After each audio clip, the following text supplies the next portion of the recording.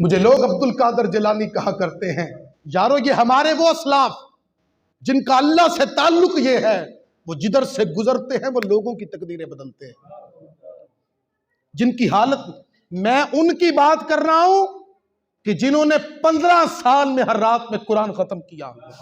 मैं उनकी बात कर रहा हूं जिन्होंने 40 साल लगातार ईशा के वुजू से फजर की नमाज अदा की। बाबा जी एक दो हम बंदों से ईशा की 17 रखते पूरी नहीं होती, बड़ी मुश्किल हो जाती है। जो पूरी पूरी रात रब की इबादत करता हो, एक दो दिन की बात नहीं, इस्तिकामत तो देखो 15 साल लगातार, एक दिन की भी छुट्टी नहीं, 15 साल हर रात में कुरान खत्म किया। 11वीं मनाने वाले, गौसे पाक की बड़ी 11वीं में शिरकत करने वाले, मैं तुझसे सवाल करता हूं, आखिरी मर्तबा कुरान कब खोल के देखा था? बता। तेरे घर में पड़े हुए कुरान को आज कितनी मिट्टी लगी हुई है? बता।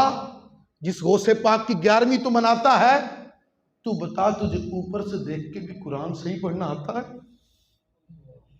मोहब्बत गौसे पाक की, उल्फत गौसे पाक की, प्यार गौसे पाक का यकीनन निजात दिलाएगी अच्छों की मोहब्बत, यकीनन। लेकिन बताओ उनके तरीके पर किसने चलना है? आज गौसे पाक का नाम लेने वाले, मीरा मीरा करने वाले, कुरान से भी दूर, हदीस से भी दूर, सुन्नत से भी दूर। आपको पता है हुजूर गौसे पाक रहमतुल्लाह अलैह फजर की, जोहर की नमाज से पहले इल्म हदीस, कुरान, तफसीर आप पढ़ाया करते थे। जोहर की नमाज के बाद 7 कुरान की किराते लोगों को पढ़ाते थे। तो इस गौसे पाक को मानते हो? हम अगर अपने पीछे देखते हैं ना, ऐसे ही मीरा मीरा नहीं हो रही। आज सदियां गुजर गई, आज भी चक जुमरा की इस मस्जिद के अंदर आप उनके नाम की शमा जलाए बैठे हो। कितना रात का वक्त गुजर गया, लोगों को तो नींद प्यारी है, अपने मोबाइल प्यारे हैं, अपनी दुनिया की दोस्तियां मुबारक हैं। मुझे बता किसने मोहब्बत डाल दी गौसे आजम की तेरे दिल में? बता किसने मोहब्बत डाल दी? अगर तुम अल्लाह के प्यारों से मोहब्बत करते हो तो ये रब तबारक व ताला की अता ही है। आज तो ऐसे फितने उठ रहे हैं कि जो माज़अल्लाह इस फितनों के दौर में हमारे बुजुर्गों के खिलाफ लोग जहर उगलते हैं, कहते हैं बाबों का खुदा और है, किताबों का खुदा और है। और ये बाबे ही थे जो तुम तक खुदा की बातें पहुंचा गए। खुदा की बातें इन बाबों के जरिए पहुंची हैं। आप मुझे एक बात बताएं, आज बंदे मुंह उठा के, मैं अक्सर एक बात कहा करता हूं कि हमारे बंदे इतने जनाब भोले वाले हैं, मानने पे आते हैं तो नंबर देने वाले बाबों को मानेंगे, मानने पे आते हैं तो नंबर देने वाले बाबों को मानेंगे, और जब खिलाफ बोलने पे आएंगे तो सीधे जाके दाता अली हजवेरी को पढ़ेंगे, सीधे ही जनाब हुजूर गौसे पाक को पढ़ेंगे। और भाई को इत्दाल भी रखो, जब अपने बाबों का जिक्र किया करो सिर्फ ये ना बताया करो बाबा जी ने मुर्गी जिंदा कर दी थी, बाबा जी ने बकरी जिंदा कर दी थी। ये भी बताया करो कि वो बाबा हर रात में कुरान खत्म किया करता था। जिस वक्त तिलावत कुरान कर रहे हो तो कहना मैं 11वीं वाले का मानने वाला, कुरान को तो कभी छोड़ ही नहीं सकता। आज लोग बगावत करके कुरान से, बगावत करके हदीस से, बगावत करके सुन्नत से, लोग आज कहते हैं जनाब हम बड़े बाकरामत हैं, हम बड़े पहुंचे हुए हैं। खुदा की कसम, मैंने ये बातें जो बताई कि वो रब की बारगाह में काबे के सामने खड़े होकर इतनी इबादतें करने वाले, हर रात में कुरान खत्म करने वाले, ईशा के वजू से फजर की नमाज पढ़ने वाले, वो तकवा रखने वाले, परहेजगारी रखने वाले, इतने बड़े अल्लाह के वली जब रब की बारगाह में सर सजदे में रखते हैं तो रोते हैं, अपने रब की बारगाह में आजिज़ी करते हैं। आला हज़रत ने बड़ी समझाई बात, फरमाते रजा नफ्स दुश्मन है, दम में ना आना, रजा इसके धोखों में ना आना। कहां तुमने देखे हैं चंद्र आने वाले, जिस तरह बंदा नया नया मार्केट में जाए ना तो कोई सियाना बंदा कहे हले तेन पता नहीं मार्केट च बड़े धोखे हो रहे, तेनू हले इन्होंने धोखेबाजां का पता नहीं, तेनू इन्होंने धोखियां का हले पता नहीं, तू नवा नवा हले आया है। इमाम इतने बड़े वली होकर अपने आप को कहते हैं और समझा हमें रहे हैं कि रजा नफ्स दुश्मन है, दम में ना आना, इसके धोखों में ना आना। कहां तुमने देखे हैं चंद राने वाले, हले तू धोखे देने वाले देखे नहीं। और मैं आप गौर करें, आज हम गौसे पाक इतनी इबादत, इतनी रियाजत, इतना तकवा, इतनी परहेजगारी, रब के महबूब बंदे हैं, अगर उम्दा लिबास पहनते हैं तो वो भी रब के हुक्म से पहनते हैं। जिनकी विलायत के अंदर जिनके हालात ये हों, लेकिन फिर भी रब की बारगाह में रोते हैं। और देखने वाला समझता है कोई पापी मुजरिम आया लगता है, कोई बड़ा गुनाहगार आया लगता है, बड़ा सियाकार आया लगता है, जो इस तरह रो रहा है और इसकी आंखें रो रो के लाल हुई, लगता है बड़े मुजरिम आया है। और इतना अल्लाह का वली जब रब की बारगाह में रोए और तू और मैं 2-4 दिन नमाजें मुस्तकिल पढ़ लेना, तो हम कभी मस्जिद की इंतज़ामिया को चेक करते हैं कि इन्हें दा कम नहीं सही, अब पक्का नहीं ठीक कराया, फुला नहीं किया। कभी इमाम के पाँव चेक करने लग जाते हैं, कभी देखते इमाम नफल पढ़ता कि नहीं पढ़ता।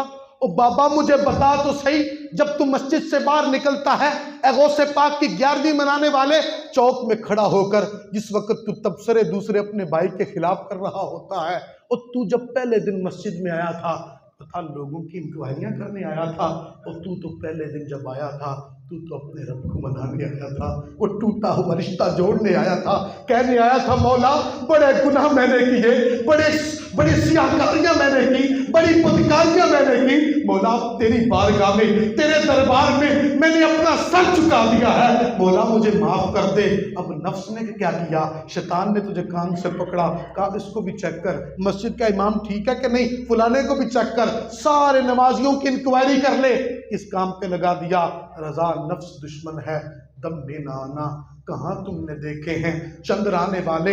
आज की इस 11वीं की महफिल के अंदर मैंने जितनी बातें आपकी बारगाह में अर्ज की हैं, मुझे बताओ तो सही, यहां पर 11वीं की महफिल से उठकर मेरे दिल की दुनिया भी तो बदले, मैं भी तो ये नियत करूं, मुझे कुरान नहीं पढ़ना आता तो मैं इंशाल्लाह कुरान सीखूंगा। अच्छा, जिस बंदे को कुरान दुरुस्त पढ़ना अपने ज़हन में आता भी है ना, आपसे मेरी गुजारिश है आप इमाम साहब से मिल लें, एक दफा चेक करा लें, नमाज जो पढ़ते हैं एक मर्तबा चेक करा लें। हमारे इमाम के पता क्या हालत है, मतलब का मसला हो ना तो फिर हवाला भी नहीं पूछते, फिर कहते हज़रत जी तुसी कह जो दिता सानू तुहाडे ते यकीन है, और अगर मतलब की बात ना हो तो लोग कहते एक किवें हो सकता है, असी तो पहली बारी सुनिया है। और बाबा जी मैं आज की इस मजलिस में एक बात अर्ज करके जाऊं, मानना यार, जब तुम्हें पता चल जाए ना ये रसूलुल्लाह की शरीयत की बात है, तो तूने पता क्या कहना है, सरकार मैं हाज़िर, सरकार मैं हाज़िर, मैं तो गुलाम हाज़िर, मेरे आका की सुन्नत है, मेरे आका की शरीयत में ये हुक्म है, हुजूर मैं हाज़िर। अच्छा ये तरीका पता किसका है, ये हजरत अबू बकर सिद्दीक का तरीका है, ये हजरत सिद्दीक अकबर वाला तरीका है। और ये कहना कि एक ही में हो सकता है, ये अबू जहल एंड कंपनी का तरीका है। हाँ, मुस्तफा की बात सुनकर, मुस्तफा से निस्बत वाली बात सुन के एक ही में हो सकता है, ये तरीका अबू जहल एंड कंपनी का तरीका है। और सरकार मैं हाजिर कहने वाला मुस्तफा के सहाबा का तरीका है। और देखो अल्लाह ने कुरान में जिस चीज को म्यार बनाया, फरमाया आमिनू कमा आमन अन्नास, मेरे यार नु इंज मनो जिन्हें अबू बकर सिद्दीक ने मनया। बस बात ही हुजूर पर खत्म है। जब हुजूर के दीन की बात आए ना तो यार अपनी बातें ना किया करो। तो मुझे बताओ, आज से लेकर सदियां पीछे चले जाओ, कोई एक अल्लाह का वली दिखाओ जो शरीयत से बागी हो। तकरीबन 1000 साल गुजरने वाले हैं हजरत दाता साहब को, और आपने अपनी किताब कशफुल माजूब के अंदर लिखा कि लोगों ने शरीयत को छोड़ने का नाम तरीकत रख लिया। असी तो बड़े पहुंचे हुए हैं, हाँ सानू नमाज़ां दी लोड़ नहीं, तुहाडी 5 वेले साडी हर वेले, साडी हर वेले।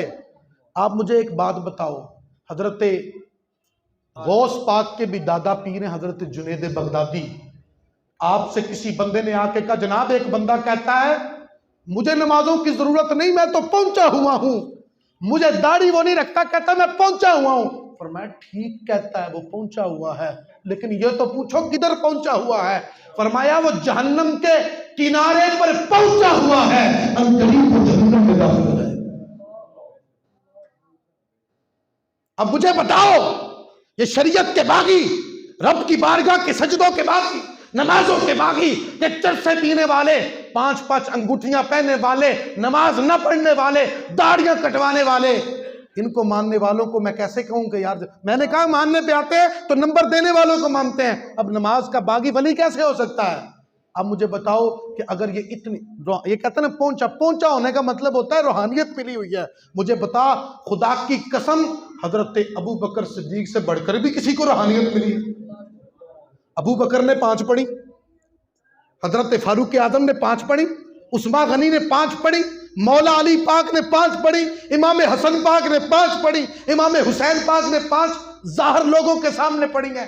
तो तू कौन सी नमाज है जो छुप छुप के कहता मेरी हर वक्त ही कायम है?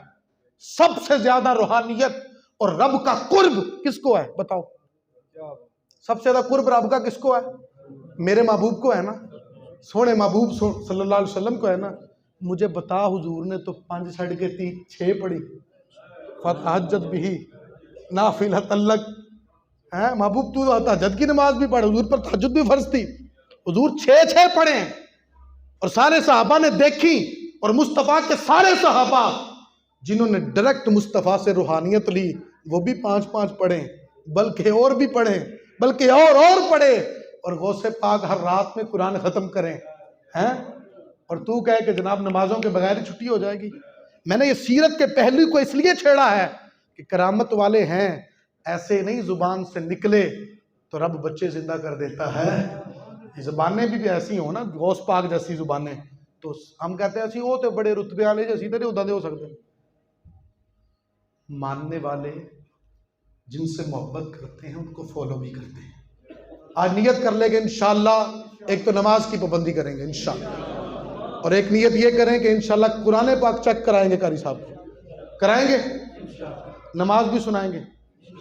तो यार शर्म दी गल ये नहीं कि हुण सुना रहे हो, शर्म दी है कि रब दे सामने गलत पढ़ी जा रहे। तेरी सरकार में लाता है रजा उसको शफी जो मेरा गौस है और लाडला बेटा तेरा।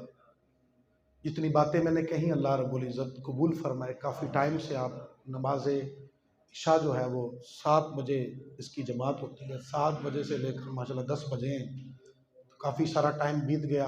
बयान आपने पहले भी सुना, जितने मैंने कलिमात कहे अगर यही पल्ले से हम बांध लें और गौसे पाक की सीरत पर अमल करने वाले बन जाए, इंशाल्लाह बेड़ा पार हो जाए।